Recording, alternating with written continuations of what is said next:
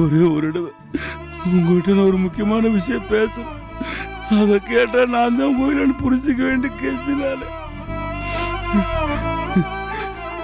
அவன் வார்த்தையை மதிக்காம இப்படி உதறி தள்ளிட்டாரு. யாரும் எடுக்கல, வீட்ல எல்லாரும் வேலையா இருக்காங்கன்னு நினைக்கிறேன். சரி, நான் அப்ப கிளம்புறேன்.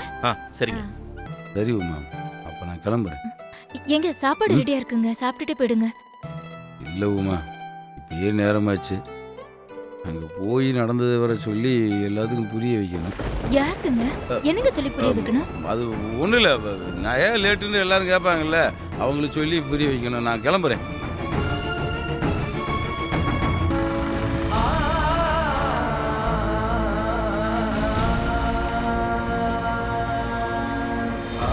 அப்ப நிச்சயமா அந்த லெட்டர் படிச்சிருக்க மாட்டாரு. அப்ப நான் எப்படி புரிய வைப்பேன்? நான் தான் கோகிலான்னு எப்படி புரிய வைப்பேன்? கடவுளே, நான் உன்கிட்ட நிறைய கெஞ்சி பார்த்துட்டேன், போராடி பார்த்துட்டேன். மேரி வீட்ல இருக்கிறவங்க எல்லாம் என்ன கோகிலான்னு நம்பி எப்படி என்ன திருப்பி அனுப்ப முடிவு பண்ணாங்களோ, அதே மாதிரி நீதான் எப்படியாவது என் வீட்டுக்கார மனச மாத்தி நான் தான் கோகிலான்னு அவருக்கு புரிய வைக்கணும். அது என்னால முடியல. எப்படி சொல்லி புரிய வைக்கிறதுன்னு தெரியல. குழப்பமா இருக்கு. அவன் முத தடவை செத்துட்டான்னு சொல்றப்பவே நான் இன்னொரு கல்யாணம் பண்ணி வந்து நின்றப்ப அவன் மனசு என்ன பாடுபட்டிருக்கும்.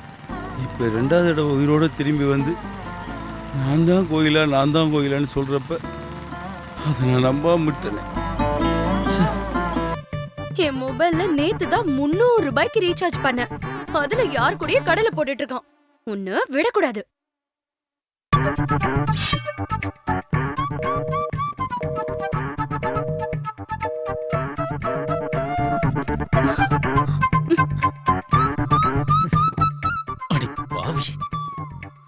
அடுத்த மொபைல்னு கொஞ்சம் கூட கவலை இல்லாம காலங்காத்தாலே எந்திரிச்சு அதுவும் யாரு கூடயா பேசிட்டு இருக்கா பாரு. ஒருவேளை அவன் நம்மளுக்கு ட்ரை பண்ணிட்டு இருப்பானோ?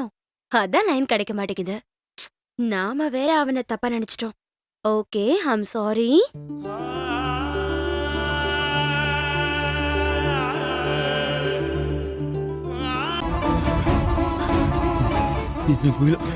என் கோயில உயிரோடு இருக்கா. என் கோயில உயிரோடு இருக்கா.